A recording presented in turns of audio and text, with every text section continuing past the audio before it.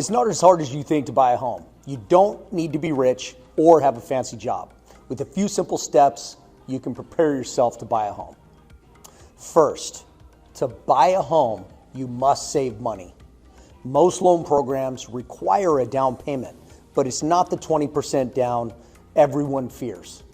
For some loan programs, all you need is 3.5% of the sales price. So that means if you're buying a $200,000 home, that's $7,000. You also need money for closing costs, but there are ways around that. You can ask for seller assistance or choose a lender-paid closing cost loan. You may even use gift funds for the down payment from family members. But having some money saved is important. Next, focus on your credit score. Fortunately, credit scores change monthly, and any positive changes you make will reflect in the credit score faster than you think. Head to www.annualcreditreport.com and get your free credit report.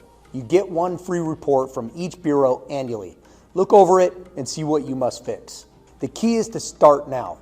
Even if you won't buy a home for a few years, the more money you save and the harder you work to improve your credit, the more options you'll have when you're ready to transition from renter to buyer.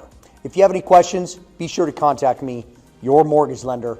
I can help you get ready to achieve the American dream of owning a home.